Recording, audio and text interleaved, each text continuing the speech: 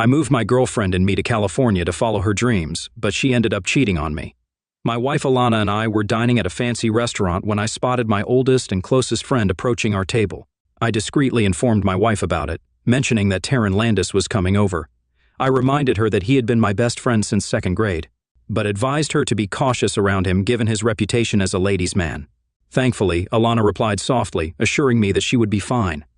I then asked her about Taryn, noting that he was the wealthy friend I had mentioned before. I nodded in her direction and rose to greet Taryn, who embraced me tightly, though the gesture felt a bit awkward in such a public place. Taryn expressed his joy at seeing me again, mentioning that it had been a while since we hung out. He seemed to have a particular interest in Alana and inquired if she was my lovely wife. He also mentioned that he had sent a gift when we got married in Singapore, hoping we enjoyed it. Alana, quite excited, brought up the pickup truck he had gifted me and offered a hug. I introduced her to Taryn, explaining their connection. Taryn then politely but firmly pulled me aside to embrace Alana. In her usual outgoing manner, Alana commented on his tall and handsome appearance and hugged him for a bit longer than I thought was suitable for a married woman. Curious about Terrence's presence in Daytona, I asked why he was there. Taryn explained that he had purchased a condo in the Dunes and was currently renovating it. He mentioned that he was staying at a local hotel and had come to the restaurant for dinner alone. Alana, always inquisitive, remarked on his condo purchase, expressing her surprise that he was renovating it since the condos were practically new.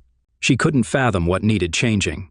Taryn agreed with her, explaining that the bedrooms felt cramped to him, and he had taken the opportunity to buy a free penthouse. He planned to paint it and get new furniture. It was evident that Terrence was making an effort to impress Alana, who was particularly materialistic. Despite my decent income and savings, she seemed determined to spend us into financial trouble. We were celebrating our 3rd anniversary, but her attention was primarily on Taryn, which didn't escape the notice of onlookers who looked at me sympathetically. I suggested that we focus on each other again as the waiter brought our food. Alana didn't argue but intensified her focus on our steaks. Alana insisted that Terrence should join us, as my best friend was also her friend.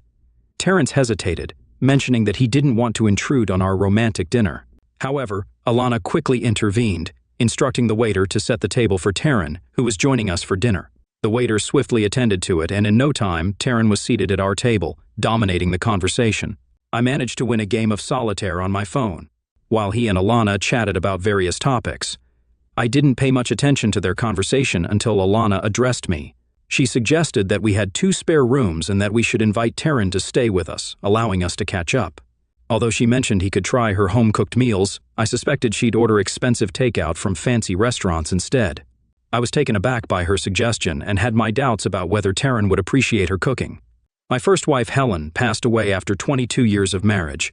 She and Taryn were close friends, and I never worried about their friendship because Helen was devoted and trustworthy.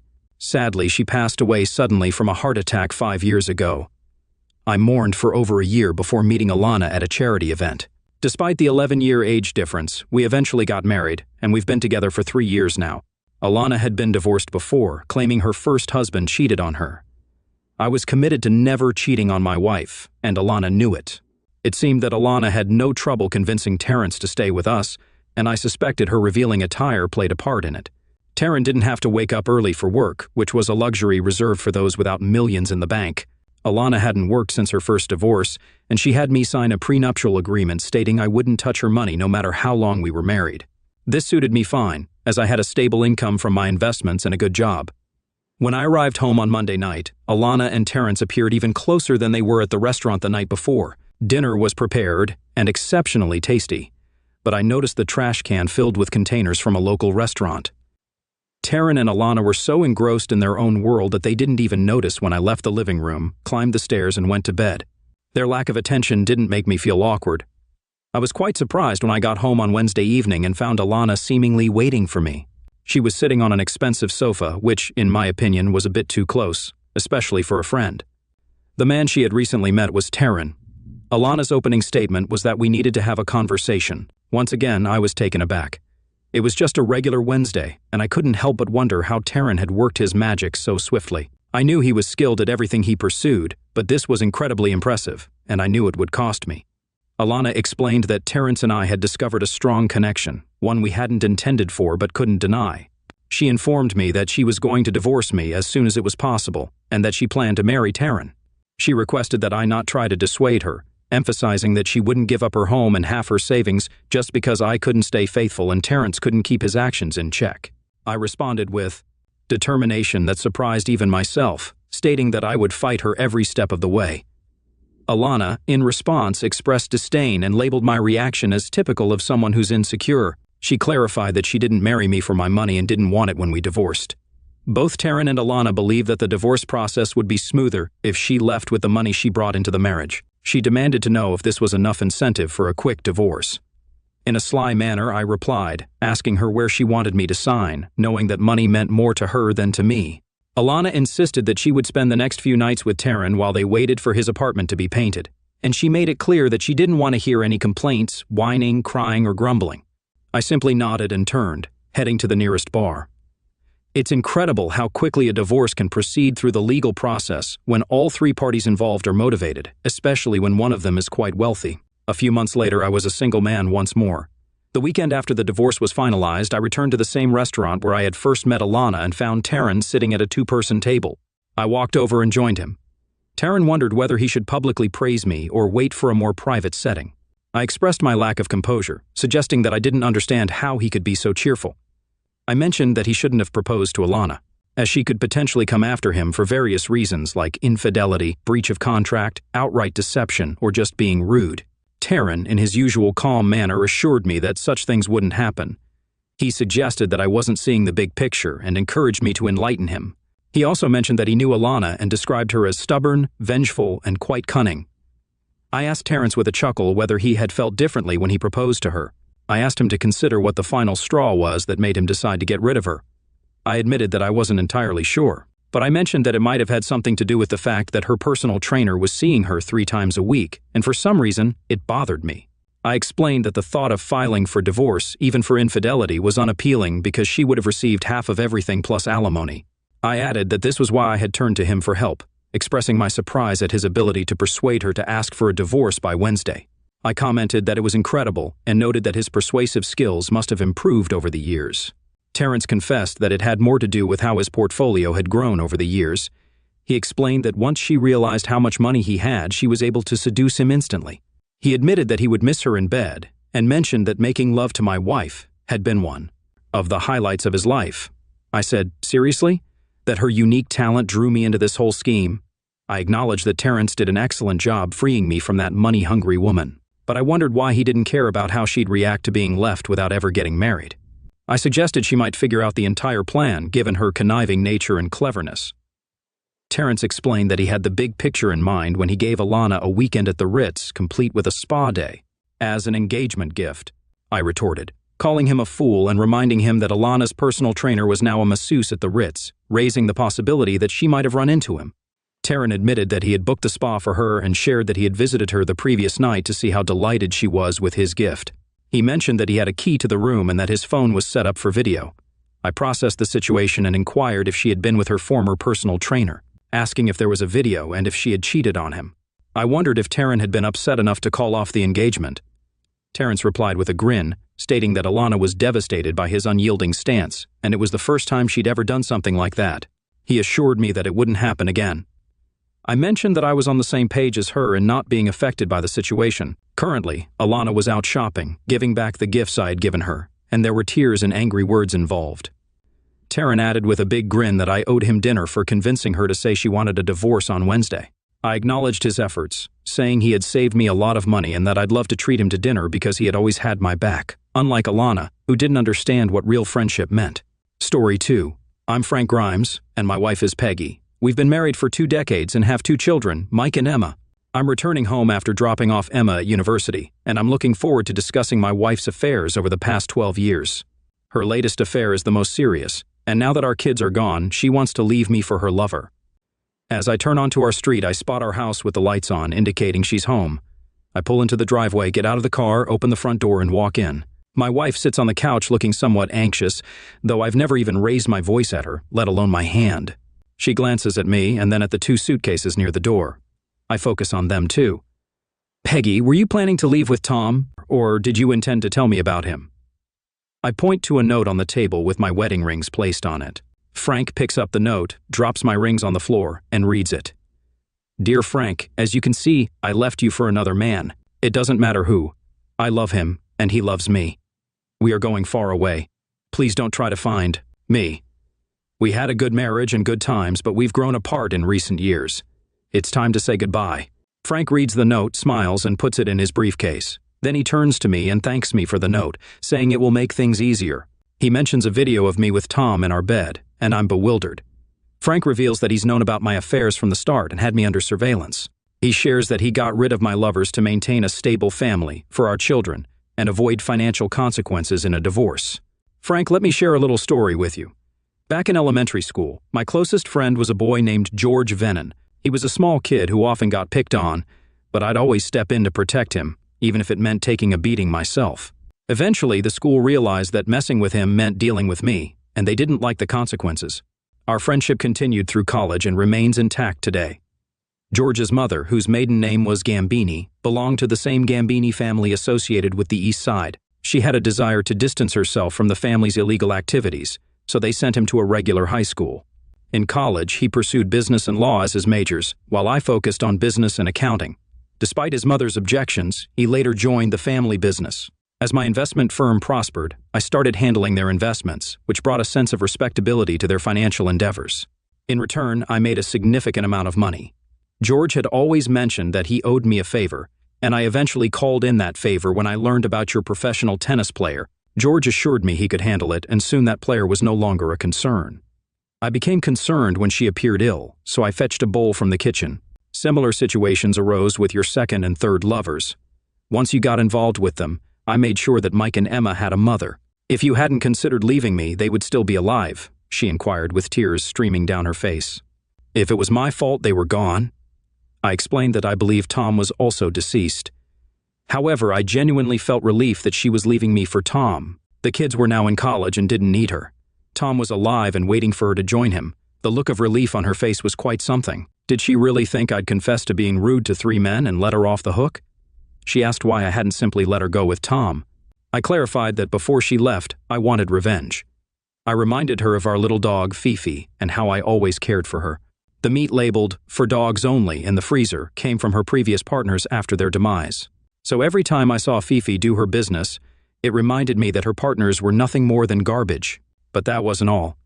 Glute and thigh muscle made great steaks, and she had even commented on how tasty they were when I grilled them. I asked her to think about the last time she had them. This time, she actually threw up, but she missed the bowl on her dressing. I continued telling her that now she knew. I pressed speed dial on my disposable phone, and 2 burly men entered through the front door.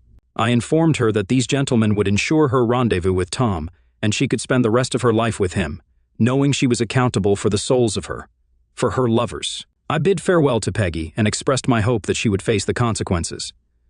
One of the 2 men grabbed Peggy's suitcases while the other escorted her to the waiting car. She didn't utter another word. As promised, they spent the rest of their lives together, driving in Tom's car for precisely as long as it took to reach the bottom of the old quarry, 10 miles out of town. Now they're all together in the same place, 1 cheating partner and 4 wife-stealing individuals. I love my life, and I have the proof that my beloved wife, Peggy, left me for another man on that significant day in August 2005. Story 3. My friend, an 18-year-old high school graduate, burst into the door of our cozy 2-room apartment, and I couldn't believe my incredible luck. Her lifelong dream of becoming an actress had always seemed quite achievable to me, given her undeniable beauty and exceptional talent. This was unsurprising, considering her vibrant cheerleading background and active involvement in various school drama productions throughout her school years. With her whole future ahead of her, the acting profession appeared to be a reachable reality. While my girlfriend had always been resolute about pursuing a career as an actress, I was still contemplating the direction of my own life. I wasn't particularly interested in college and was content working at McDonald's, allowing my girlfriend to take the lead. However, that day marked a turning point, filled with excitement. She shared the news that she had secured a minor role in a highly acclaimed blockbuster film. It was an incredible development, though she only had 2 lines to deliver. It felt like a monumental step toward fulfilling her dream. She explained that the lead role in this fantastic opportunity was being played by a regular customer from Hooters restaurant. After promising her a role and even booking a ticket to St. Vincent and the Grenadines, I unquestionably believed in the opportunity that had arisen. Despite my naivety, I refrained from asking how she had managed to land such an incredible chance. In the evening, we gathered with friends to celebrate this momentous occasion. Each moment brought us closer to the allure and grandeur of Hollywood. Eager to have me accompany her on this journey, she reached out to a mysterious sponsor who generously purchased a ticket for me as well. Her happiness was infectious, and I had never seen her so elated before. Upon arriving in St. Vincent and the Grenadines, we were met with opulence. Checking into a luxurious hotel for 4 days was a thrilling experience. While my girlfriend was occupied with her scenes for 2 of those days, I didn't mind. I made the most of the opportunity, soaking up the atmosphere of stunning beaches and basking in the warm sun. The remaining days felt like an uninterrupted vacation, filled with beach excursions, lively parties, and even encounters with celebrities involved in the film production. It was like a dream come true. All of this served as motivation that fueled our desire for the glamorous lifestyle that the film industry offered. Upon returning to Pennsylvania, we couldn't shake off the allure of that world. We knew that our path led to Los Angeles, where my friend could wholeheartedly pursue her dreams in the film industry. Her time in St. Vincent and the Grenadines had allowed her to forge valuable connections with influential individuals. Furthermore, she firmly believed that upon our return to Pennsylvania, we should use the $15,300 she earned to embark on this incredible journey. Using a portion of her earnings from the film, we managed to secure a modest apartment in Los Angeles. Brimming with hope and anticipation, we were stepping into a new chapter of our lives. Days turned into months, and my girlfriend faced the challenging task of securing significant film roles in this bustling city. Every morning, she woke up early and attended auditions in the hope of achieving a long-awaited breakthrough. Unfortunately, she mainly came across minor roles in local business advertisements that offered meager compensation, falling short of our expectations. As her earnings from the movie role began to dwindle, we found ourselves needing to invest in new clothing and photographs for auditions. Recognizing the need to support ourselves, I decided to take a job at a fast food restaurant. It may not have been glamorous, but it provided us with the opportunity to start earning money and sustain our livelihood. As our savings dwindled, I witnessed her hopes and dreams gradually fade in her eyes. Every evening, we returned home burdened by the weight of rejections and disappointments as she came face to face with the harsh realities and fierce competition of the film industry in Los Angeles. In our small Pennsylvania town, she had been considered the epitome of beauty, but in this sprawling city, beauty was commonplace. Months turned into nearly a year, and she still couldn't secure a substantial role for herself. The clothing she bought was now second-hand, and prospects for advancement seemed uncertain. Eventually, she took a job as a shopping mall model, a significant departure from our lofty aspirations. Nevertheless, it allowed, albeit with difficulty, for the bills to be paid. During this period, I found my own path in life as a fitness trainer. Balancing 2 jobs, one at a restaurant and the other training numerous clients, I aimed to provide stability and support our lives. We were consumed by individual pursuits, and as a result, we seldom found time for each other. Our dreams of success in the entertainment industry appeared to be slipping away, overshadowed by the demands of our busy lives. With each passing day, our dreams seemed to grow more distant. The unforgiving nature of the film and entertainment industry began to wear down my girlfriend's spirit, and I could only helplessly watch as she confronted the harsh reality that achieving success in Hollywood was far from the easy dream we had once envisioned. As time passed, her excessive spending drained our finances completely, and we began to struggle to make ends meet. I became increasingly frustrated with her for depleting our savings at an alarming rate. Finally, we managed to replenish our depleted savings. It happened unexpectedly when I was rummaging through her purse, searching for something, and stumbled upon a bundle of $1,500. Intrigued, I couldn't help but inquire about where she had obtained such a large sum of money. She appeared flustered, but explained that a photographer she met at the mall had invited her to take pictures at his lavish mansion. I couldn't resist asking why she hadn't mentioned it earlier, to which she replied that she had intended to but somehow forgot. Curiosity got the better of me, and I continued my questioning, wanting to ensure the legitimacy of her earnings. She assured me that everything was fine. However, as she spoke of her best photos and posing in various outfits for professional photographers, doubt began to creep into my mind. Despite our naive understanding of the industry, I couldn't ignore suspicions about the potential for exploitation or ulterior motives. After all, we had heard stories of people in Hollywood willing to pay exorbitant sums for almost anything. I grew curious and asked her to show me the photos. To my surprise, she mentioned that producers rarely provided copies, and it would take some time before anything would be known about the photo shoots. In my naivety, I accepted her explanation without delving deeper into the matter. This situation persisted for the next 2 years.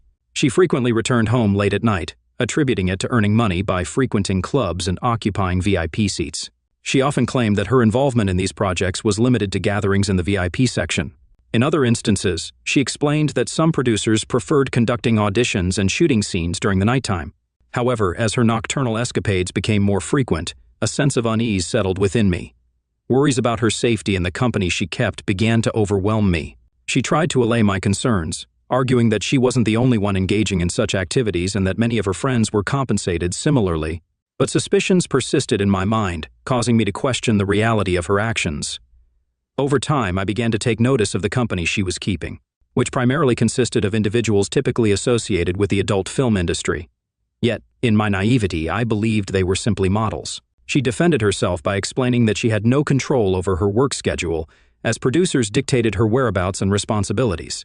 I tried to logically assess the situation, convincing myself that some producers might genuinely prefer nighttime shoots. All of this seemed to align logically with my limited understanding of the industry. One day, while taking a smoke break near our apartment, a pivotal moment occurred that shattered my illusions. A man in a large SUV pulled up and dropped her off right in front of our house. In that moment, my views on her nocturnal adventures were called into question, leaving me stunned. Shocked by what I witnessed, I couldn't muster the courage to immediately confront her. Instead, I went inside the house and discreetly observed her through the blinds as she entered. Anxiety gripped me at that moment. With a determined decision to uncover the truth about her activities, I secretly planned to follow her the next Friday when she went out. On that Friday, she went on a date with her friends, and I quietly began trailing her. In the end, she ended up at a club with a long line outside. To my surprise, the club's promoter granted my girlfriend and her friends special privileges, allowing them to bypass the long queue and enter the establishment swiftly. In my quest for answers, I reluctantly had to bribe a bouncer generously to gain entry inside the club. I carefully scanned the crowd, desperately searching for her. Finally, I spotted her in the VIP section, chatting animatedly and enjoying drinks with her friends. It seemed to match her earlier explanation, and I lingered there for a while. As I began to grow tired and prepare to leave, doubts about the man in the SUV still nagged at me. But those doubts quickly vanished when I realized it was just an Uber Black, and I felt foolish for suspecting betrayal. After scolding myself for being paranoid, I convinced myself that everything was fine and returned to my normal routine. At the time, I worked as a fitness trainer and also dabbled in multi-level marketing, selling dietary supplements and insurance. Thankfully, my average earnings covered rent and my living expenses. When I took charge of managing my own finances, I couldn't help but notice changes in my girlfriend's behavior and appearance. She became more secretive about her financial matters, which raised concerns for me. Occasionally, she displayed aggression toward me, only to apologize later, claiming it was unintentional. Furthermore, she started concealing her finances and paid less attention to her spending, leaving me questioning her financial habits. Despite initially trying to brush these concerns aside, I couldn't ignore the significant decline in her financial stability. She began losing a considerable amount of weight, hardly ate, showed signs of excessive nervousness, and experienced sleep problems. She often slept for extended periods, causing me to worry about her well-being. In my attempt to address her health issues, I made sure she ate properly, attributing her behavior to stress. However, one night, as I woke up, I noticed she wasn't in our bed. Baffled, I followed the noise coming from the bathroom, driven by anxiety. To my horror, I discovered my girlfriend using a prohibited substance in the bathroom. I stumbled upon a stash of illegal substances, which caught her by surprise. In a panic, she attempted to hide everything but ended up spilling it on the floor. Her desperate actions to salvage the substances resembled a beggar clutching at scattered money. It marked a turning point in our relationship. Overwhelmed by emotions, both of us broke down in tears. She sincerely apologized and pledged to seek help and undergo rehabilitation immediately. It felt as though she had journeyed to Los Angeles but lost not only herself but also our connection along the way. Unflinchingly addressing her issues, she bravely kept her promise and checked into a rehabilitation center the very next day. Throughout her month-long stay at the clinic, she displayed genuine remorse and determination, clinging to the hope of overcoming this dark phase and resurrecting her dream. When she completed her rehabilitation program and returned home, she appeared revitalized and filled with newfound strength and resolve. A wave of relief washed over me. Her return was particularly significant as my birthday approached.